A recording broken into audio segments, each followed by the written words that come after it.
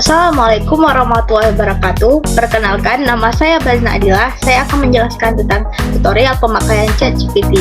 Saya berasal dari ICT Layanan BK03, yaitu dari Fakultas Keguruan dan Ilmu Pengetahuan di Prodi Bimbingan dan Konseling Universitas Syah Kuala. Nah, pada hari ini saya akan terlebih dahulu menjelaskan tentang apa sih itu ChatGPT. Nah, ChatGPT itu adalah suatu web atau platform yang dijalankan oleh AI sebagai media bagi teman-teman untuk mencari tahu dan mendapatkan jawaban-jawaban tertentu. Nah, tanpa berlama lagi, marilah sama-sama kita lihat bagaimana cara memakai ChatGPT. Nah, pertama-tama kalian harus membuka Google, lalu kalian harus mengetik di sini di bagian searching-nya itu, yaitu ChatGPT. Nah, kalian bisa tekan enter.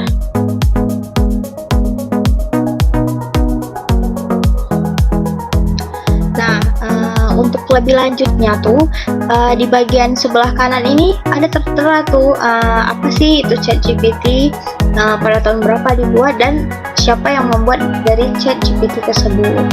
Nah, untuk pemakaian ChatGPT itu ada di bagian website yang pertama atau di sini namanya itu openai.com.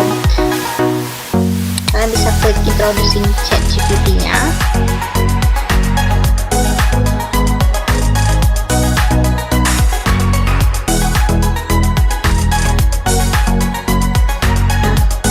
Seperti ini.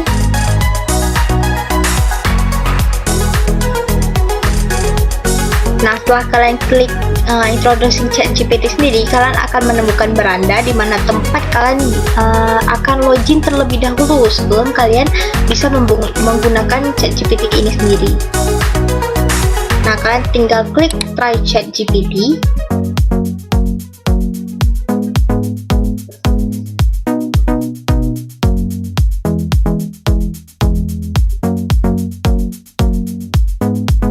Nah, nanti setelah kalian tekan try ChatGPT tersebut akan muncul dua pilihan, yaitu sign up dan login. Nah, karena aku udah punya akun nih, maka aku akan lebih memilih login. Dan aku sendiri menyarankan kepada teman-teman untuk lebih baik menggunakan login dibandingkan sign up. Apalagi jika teman-teman sudah memiliki akun Gmail gitu ya. Nah, kalian tinggal tekan login.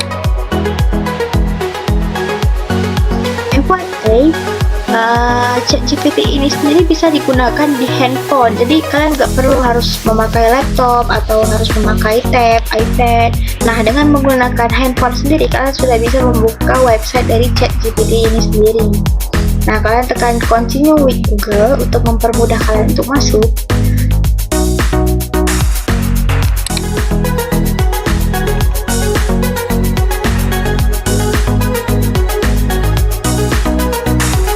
Nah, kalian tinggal pilih salah satu akun yang kalian ingin gunakan untuk ChatGPT sendiri. Nah, karena biasanya aku sudah memiliki akun nih, biasanya untuk penggunaan ChatGPT yang pertama, mereka akan meminta biodata seperti tanggal lahir, nomor handphone untuk verifikasi kode sebelum masuk ke aplikasi dari ChatGPT ini sendiri. Nah, sebelum kita mentutorialkan cara penggunaan ChatGPT, di sini ada bagian example, capabilities, sama limitation. Nah, example sendiri ini adalah salah satu contoh pertanyaan yang sudah digunakan oleh beberapa orang. Bagaimana sih cara menanyakan di ChatGPT ini sendiri? Nah, capabilities ini adalah kelebihan-kelebihan dari si ChatGPT sendiri, sedangkan limitation sendiri adalah kekurangan dari si ChatGPT sendiri. Nah, untuk ChatGPT sendiri itu ada bagian yang untuk pro-nya ya, yang untuk berbayarnya. Tapi aku nggak gunain yang berbayarnya karena cukup pakai yang free-nya aja. Itu udah banyak sekali manfaat yang bisa kita ambil. Nah, akan ada baiknya jika ChatGPT ini digunakan untuk manfaat-manfaat yang positif, bukan manfaat-manfaat yang negatif gitu ya. Nah, Aku akan mencontohkan beberapa pertanyaan yang bisa dimasukkan dalam chat GPT ini sendiri. Misalnya nih, aku mau mencari tentang sebutkan sifat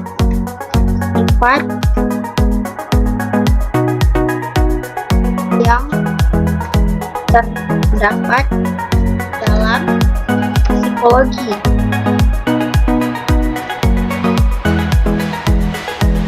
Lalu tekan klik tombol panah kesan ini, klik ya.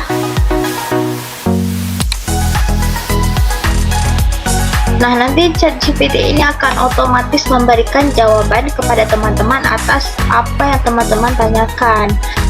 Kalau misalnya untuk daftar pustakanya sendiri itu gimana, Kak?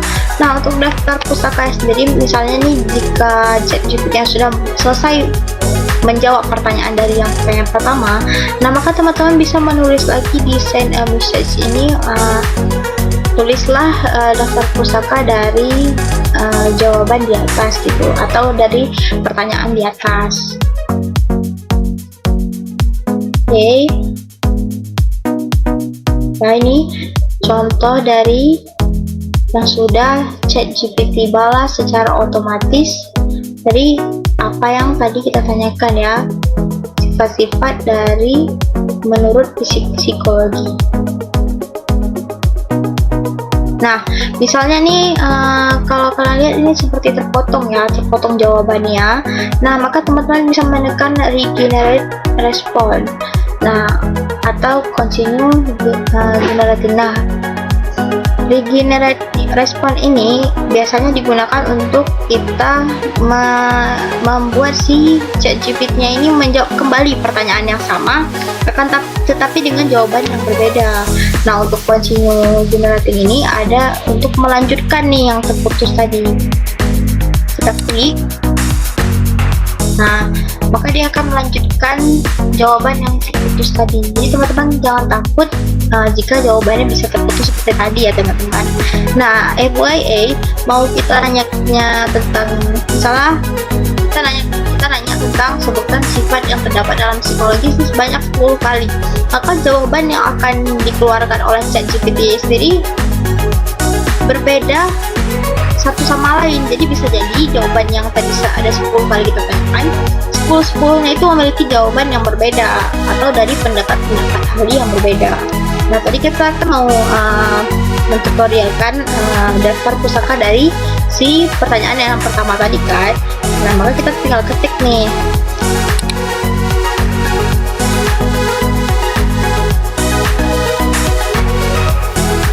Tulislah daftar pustaka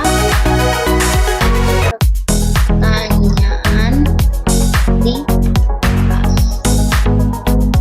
Kita klik lagi, atau boleh ditekan enter ya teman-teman.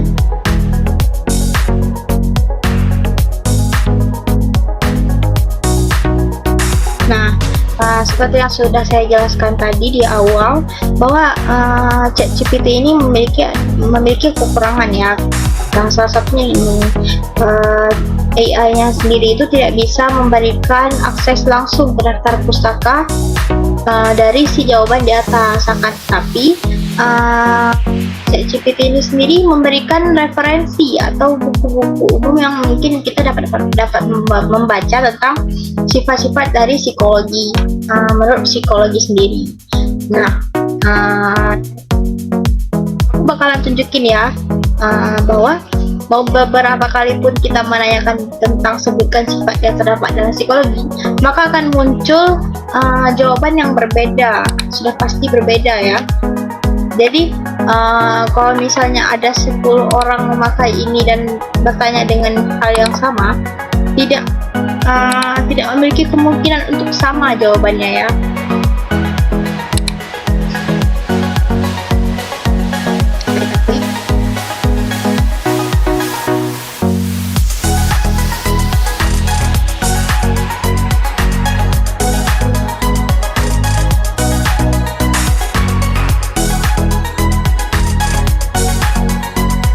Nah, teman-teman bisa lihat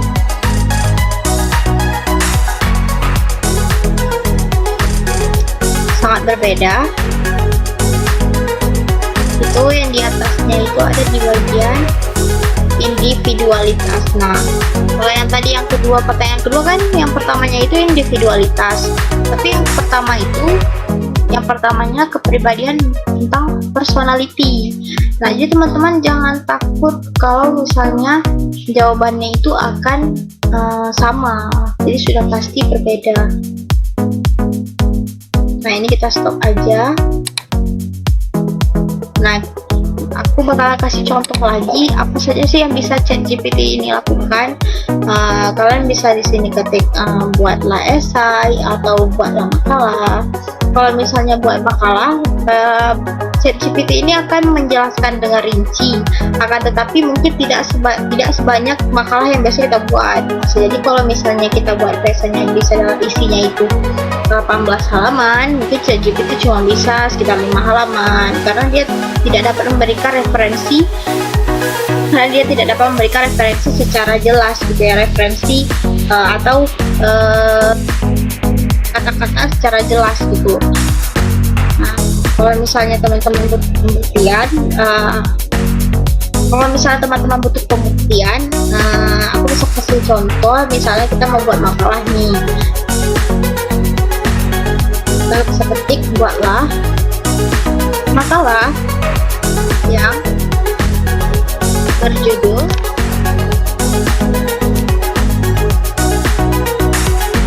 ICT layanan backup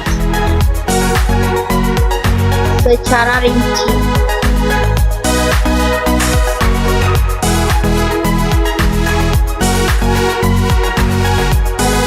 Bisa klik.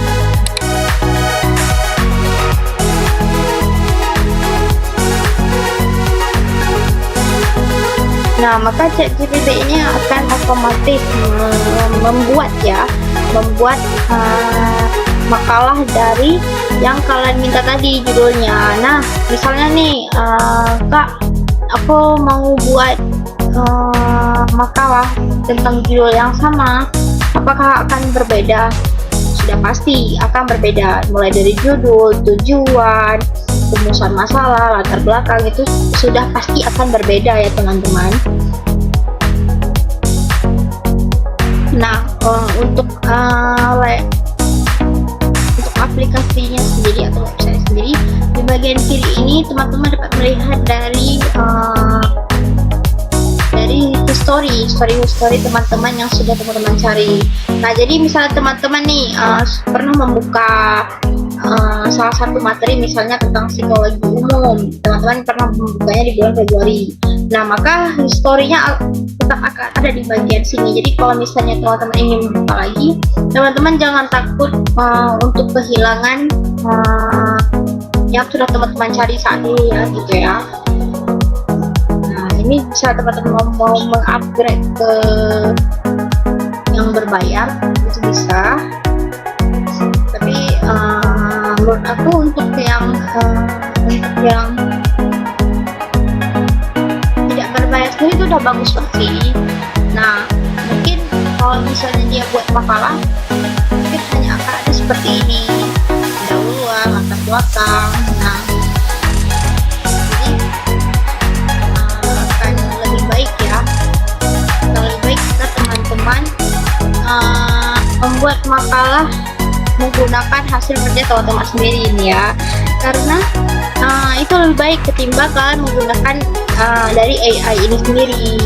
Nah, bisa jadi kalau misalnya kalian salah bahasa dalam pertanyaan tersebut, bisa jadi nantinya topiknya itu akan bergeser, topiknya itu akan keluar. Misalnya kalian tentang psikologi LBK, tapi malah keluarnya tentang psikologi gitu. Kalau misalnya kalian salah mengetik di perintahnya gitu ya. Nah, kalau misalnya kalian meminta untuk membuat soal gitu ya, itu bisa juga. Kalau misalnya kalian mau buat nih tentang soal dari psikologi umum misalnya, buatlah 5 soal psikologi umum.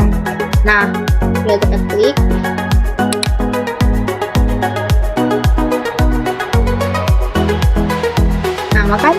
akan keluar nih pertanyaan-pertanyaan dari yang kalian minta tadi, psikologi umum gitu.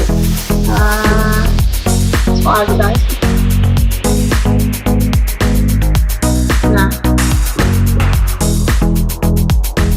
mungkin kalau misalnya kita lihat sendiri, itu ChatGPT ini sangat memudahkan ya bagi kita untuk mencari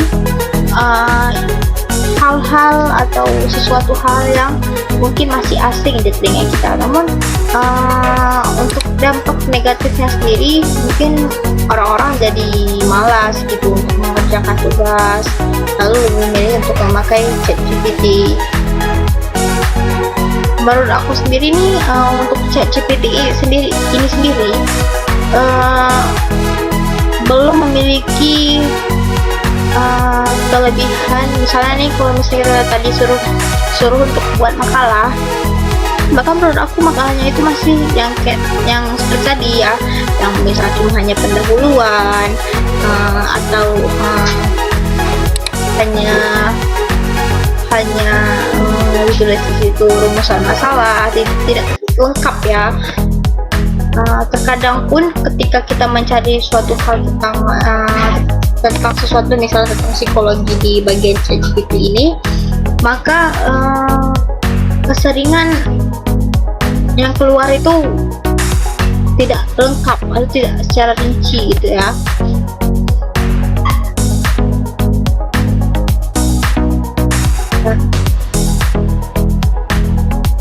Teman-teman bisa lihat tadi pertanyaannya akan sangat berbeda ya dengan si yang ini yang kedua kita tanyakan tadi. Nah, ini untuk yang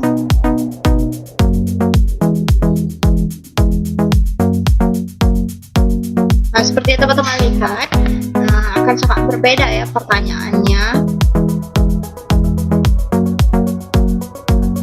Nah, biasanya ChatGPT ini akan memberikan questionnaire ya, seperti apakah pertanyaan ini lebih baik atau tidak baik gitu ya, atau pertanyaannya sama gitu. Nah, jadi misalnya nih kalian mencari psikologi umum, tapi ketika kalian mencari 2 kali itu jawabannya tetap sama. Nah, maka kalian akan bisa menekan same, jawabannya sama gitu. Jadi nanti ChatGPT mungkin akan melakukan dan mungkin nanti ChatGPT akan memperbaiki kesalahan yang mungkin bisa jadi yang membuat si pertanyaan 1 dengan pertanyaan 2 ini sama. Nah, menurut aku itu saja kelebihan dan kekurangan dari ChatGPT dan juga tutorial yang mungkin kedepannya bisa menjadi bermanfaat bagi teman-teman semua. Tetap semangat, jangan lupa menjaga kesehatan. Sampai bertemu lain kali. Terima kasih sudah menonton video ini. Jangan lupa subscribe and like. Terima kasih. Assalamualaikum warahmatullahi wabarakatuh.